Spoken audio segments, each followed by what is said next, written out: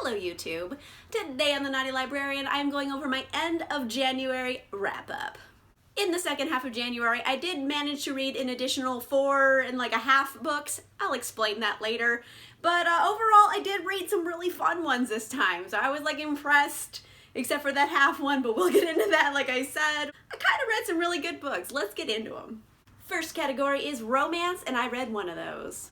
I am so glad I picked up An English Bride in Scotland by Lynsay Sands. This is the start of her kilty Highlander series, and honestly I am living for it. They're so good.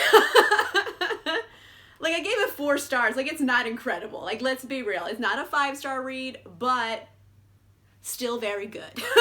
And that's just the thing. It's just kilty fun. It's campy and rompy and smutty and just silly. So it's a fun time to read these. And that's what I had. I had a ball reading this. It totally got me out of my reading slump that I was in. I read it all in one day. I just knocked this out and enjoyed myself thoroughly. This one is about Ross and Annabelle. And what makes their relationship interesting is that Annabelle actually was raised in a convent. She's about ready to become a nun. And then her mom shows up and she's like, listen, you gotta get in the carriage because you gotta go marry this guy in Scotland. And she's like, wait. Nun, remember? And she's like, yeah, no, but your sister ran off with some other guy. She's dead to us. Go marry this dude because your sister ran away. And she's like, I guess I'm marrying this guy. So, kind of a meet cute, I guess. So anyway, she shows up and she gets married off to Ross, who happens to be kind of a cool dude. He is kind of a chieftain of his clan, and he's genuinely kind of nice. He's smart and put together, and he's not dealing with nonsense. So I kind of appreciated having a male lead in a book who wasn't super alpha male and being obnoxious about it. He was just kind of very chill. So I appreciated him being chill about stuff all the time. It was refreshing. And then Annabelle, surprisingly sassy. She was going to be a nun. Turns out she was really bad at being a nun anyway, so it kind of works out that she married this guy because she went from living a penitent life as a nun to screaming orgasms all the time. So big culture clash here, but I mean, it works out for her. Speaking of big screaming orgasms, let's talk about the smut for a minute because it was pretty fun. An interesting thing about the story is that Lynsay Sands goes into a lot of the religious mores of the time period where the church said you could only have sex on certain days of the week. You could only bed someone then, so that they work around and he's like, well, technically we're not in a bed, so, they get creative with, their boating, and I appreciated all of it. There's always consent, there's always, she gets off, there's no, weird thing where he's, a selfish person in bed, so their sex is amazing, the smut is fun, it's just a fun book, and also there's dogs. I can't forget about the dogs, because, every time there's a dog in a book, I get very excited, as I do in real life as well. So there's a dog, and I love dogs, and there's a dog in it that people keep giving him cheese, and he doesn't eat cheese well, and it's just a dog with bad farts. So you have fart jokes and good smutty bits and a murder mystery plot. So they're just campy Scottish fun with smutty delights. It was a delightful read. I totally enjoyed it. It's really quick, it's short. It's 300 something pages, 350 pages. You can knock it out in a day. I recommend. I had a great time with it. Next category is horror, and I read one of those. I read A Head Full of Ghosts by Paul Tremblay. This was recommended to me by a subscriber, and I was like, ooh, I want something spooky. Okay, tell me more. And this one it's kind of open-ended, honestly, in the end. I'll get to that, but it's basically it's a family drama where there's this 14-year-old girl who is obviously very disturbed. And the question is either, is she very disturbed because she's very mentally ill, or is she very possessed by demons? So, who knows? Bottom line is this girl is very, very disturbed, and a lot of the things that happen around her are increasingly more disturbing because it's a 14-year-old girl. The main narrator of the story is actually the girl's sister, who is 8. So we're following the story along from the perspective of an 8-year-old girl. And like the thing is, 8-year-olds are very young. They're like little kids, but kind of not. They're like old enough to understand things being messed up. So it's like a weird like way to like have a narrator be in there. She's old enough to understand how everything is very disturbing, but not quite old enough to like process it. So it's an interesting narrator. And honestly, this book is demented at points. Like, let's be real. It's a demonic possession story, essentially. There's this family, they're in like, financial distress. Their daughter is very disturbed, doing crazy stuff. Like, I'm not even going to get into it, but let's just be real. It's demented, the things that are going on in this house. And so Hollywood comes along and they're like, hey, we heard you're trying to get your daughter an exorcism. Let's film it. So they kind of sell the rights to their family to be in a reality show. And that's kind of what the story's about. Their family being in a reality show about a demonic possession. So then you kind of get into like what is fiction and what's fact and like how those two get like blended together. Because mind you, the narrator is 8 years old. So while this kid is old enough to understand what's going on, not old enough to process it. So it's kind of almost an unreliable narrator in a way, because her memories can be affected by a lot of different things that aren't necessarily the truth, or could be the truth that was embellished on TV. So it's kind of hard to get like a real like bead on what the actual truth is. And when this novel is taking place in particular, the 8-year-old girl is an adult who's looking back at this time and like telling about it to a reporter, because this was like a massive hit TV show that ended in lots and lots of controversy.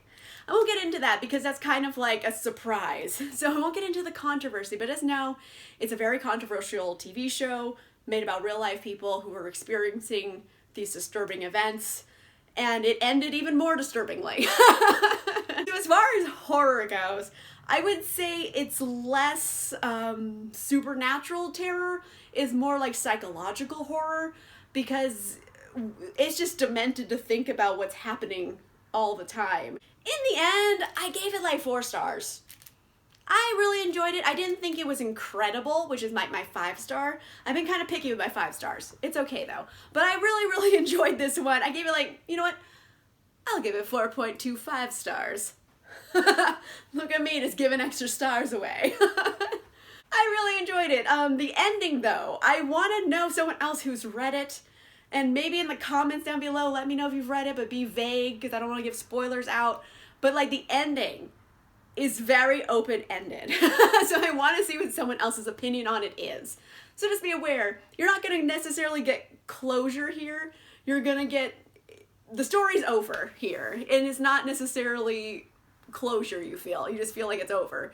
So like I love him, I hate him at the same time, open-ended storylines, because like part of me just wants to have that closure, but part of me thinks it's brilliant not to have it. So I don't know, I'm very conflicted about it. Anyway, let me know in a comment down below, have you read it? What did you feel about the ending? Next category is fantasy, and I read 3 of those. Well, 2.5 of these. I read The Wolf by Leo Carew, and this one was very much recommended to me by Leanna and Leanna's Library. I genuinely kind of enjoyed it. Like, if I want to read a high fantasy or a grimdark fantasy, like, I'll trust Leanna's judgment pretty much. She hasn't steered me wrong yet. So when she said you have to read this book, I was like, okay, I'll try it out.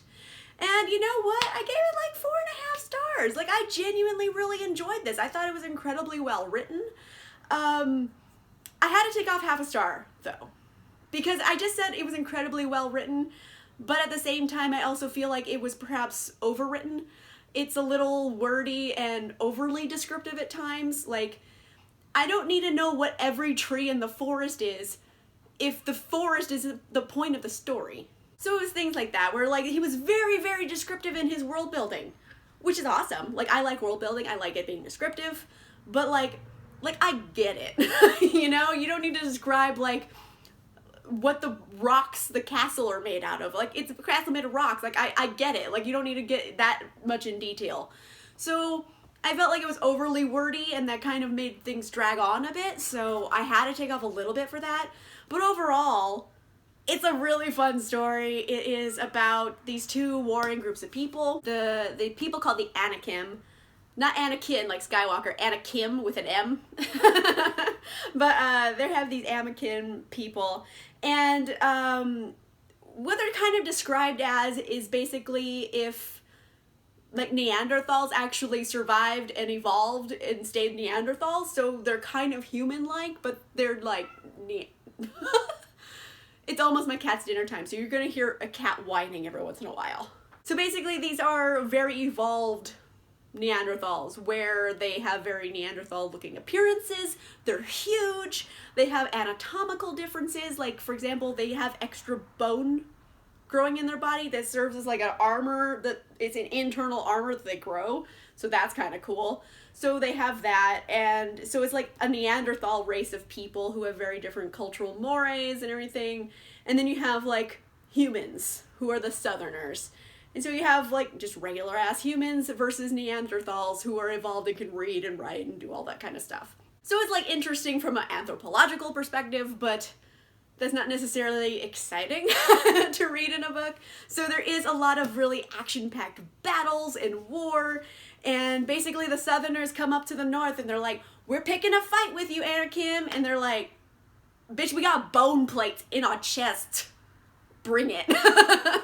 So you can see them fight a lot. They fight many battles in here, and it's also a little bit about like Slytherin people. I think there's a lot of Slytherin-y characters in here scheming and trying to wrest control of a kingdom away from people. And so there's a lot of like scheming and ambitious characters in here, as well as like big bloody action battles and like adventure. So it has a lot of really cool fantasy elements that I really enjoyed. So I did really like this. I thought it was really smart, and I thought it was really fun to read. I definitely want to continue on reading because the ending, I'm like, oh damn, shit's about to get real in the next book. Basically. So it's one of those endings where you're like, oh shit. So I really enjoyed it. I gave it 4.5 stars. I enjoyed it. I want to continue on with the series. I also read Fireborne by Rosaria Munda. Now, I'll preface this by saying, in the end, I did give this 4 stars. So while I liked it, I completely understand why people don't like this. Because I haven't seen a lot of good reviews for it. I've seen a lot of people get very frustrated with this. And I went in going, oh, what's this about? And like, I fully understand the criticism. So let's be real. The criticism people have of this, while valid, it's really going to depend on the reader and if you're in the mood for the type of story this is. Because I feel like this story, like the cover and everything, make it seem like it's going to be like an action adventure about dragons. And it's sort of about dragons. Like, it's really not about dragons. Like, there's dragons in it, and they ride dragons, but the dragons are not the focus of the story whatsoever. That's gonna be like a deal breaker for some people who are expecting one thing, but they get something different. And it's kind of like very different. It's like if you go grab your cup of orange juice and it's milk, and you're just like, what is wrong with my life? So I understand the like bait and switch feeling here. But what the story actually is a book about feelings. And this is a book about moody feelings. And we're following Annie and Lee in particular. They were kids who were both orphaned due to these dragon lords who were not nice people. And then the peasants like had a French Revolution type thing. They rose up and they said, fuck all y'all bitches, your heads are getting cut off, bye. And they set up their own government, which is more merit-based, however, still has its own problems, let's be real. They're not the greatest government still. But what are you gonna do? So they have Lee and Annie, they meet when they're children, however, they come from very different sides of this debate. Annie was a peasant whose family was killed by dragons, and then you have Lee, who is the son of a dragon lord. And in this world, like, being part of a dragon lord family, you're immediately executed. So Lee can't tell anybody this, Annie knows his secret, but think about their two, like, 7, 8-year-old kids who wind up in an orphanage together, and literally their entire world has been destroyed. It's gone. The only thing they find in this new world is each other, so they're literally each other's entire world. My poor cat. It's almost time for his dinner, and I'm going to feed him as soon as I finish this video. So when you think about that concept, about these two characters who have grown up being each other's like whole world, and they're fundamentally maybe on different sides of this debate, it's an interesting character dynamic that I thought was explored in a really interesting way.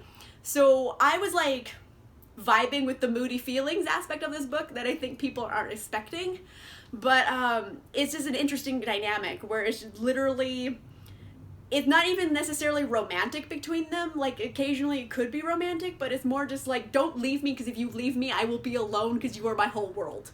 So it's like that weird kind of almost codependent relationship, but almost healthy. I don't know. It's a really interesting character dynamic. There's a lot of words you could use to describe it, honestly. So I thought this was actually very well written. However, it's a moody book about feelings, less so about dragon action battles. So while there are a few dragon action battles in here, there are some dragon action-y bits, it's not the point of the story. So I think people are coming into this expecting an adventure, and then they get a book about feelings and occasional dragons, and they're like, so just go into this expecting interesting character dynamics and moody feelings and occasional dragons, and then I think you'll be happy with it, because I actually think it was well written.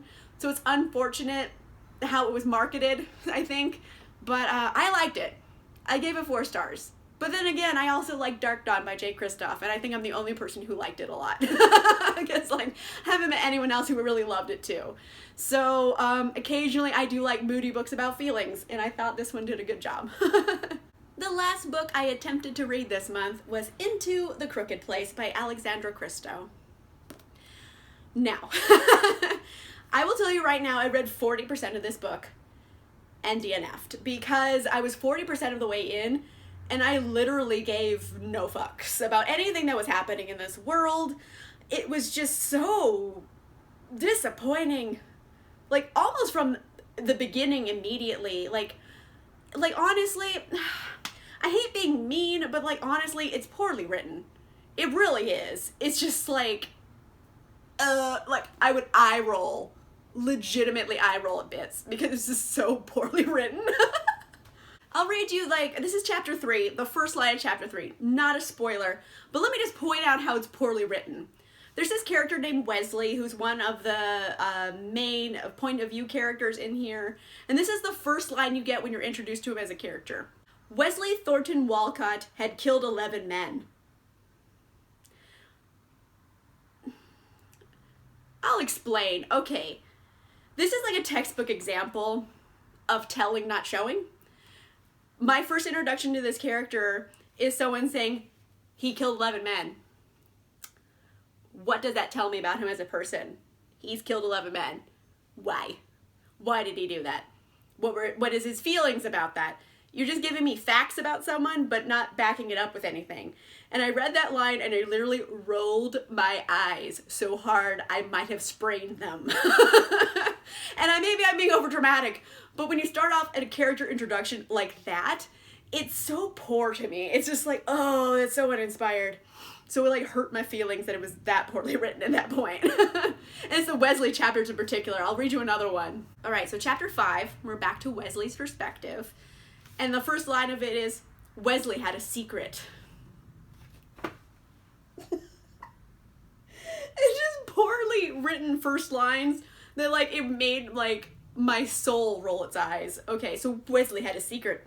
Actually, he had hundreds, but there was one in particular that nobody could ever know. I was like, fuck you. I know, maybe I'm being just particular here and it's my own taste, but like, I just felt like it was garbage writing. Like, I really tried with this one. I tried. I read 40% of this book. Like, I gave it a go. And like, maybe it's starting real rough and it's gonna like pick up later. And you know what? It never did. Honestly, the world building makes no sense.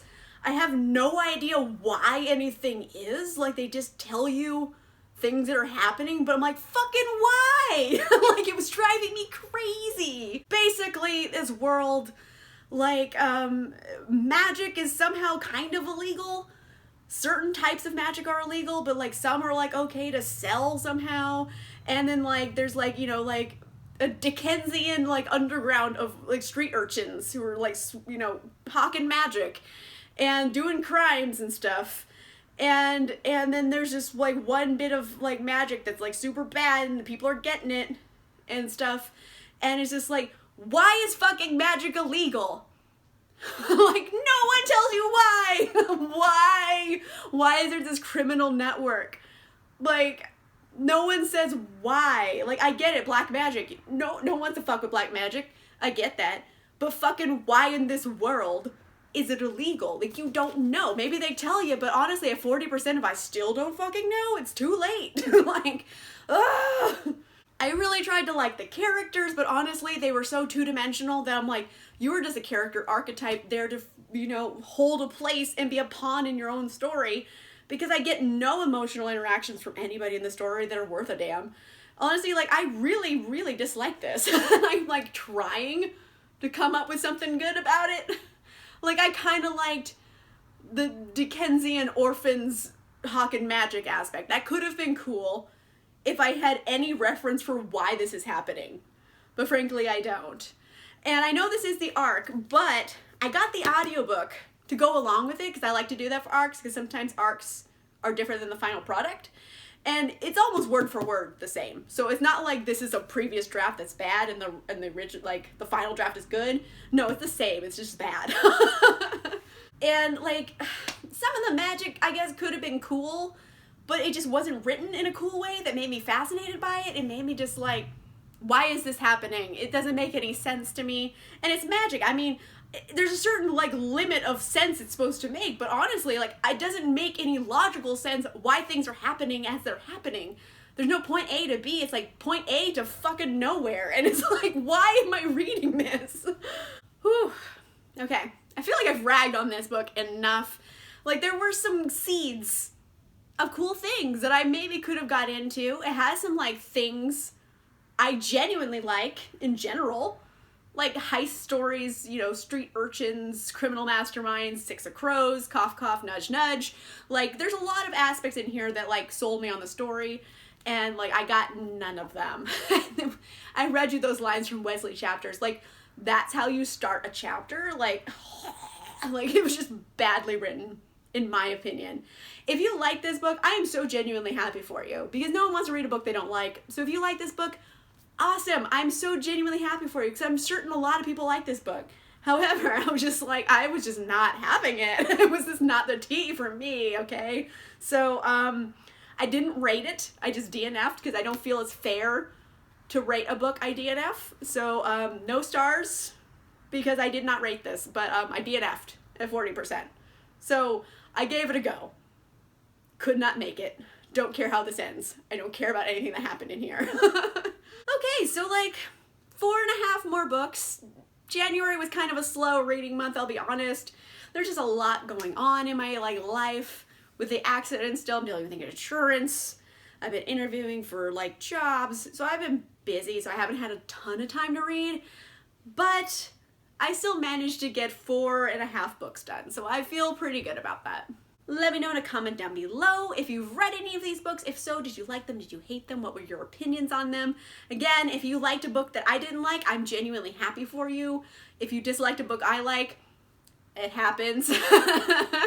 And I think I asked earlier about A Head Full of Ghosts. If you've read it, what do you think about the ending? Try to be vague, because spoilers.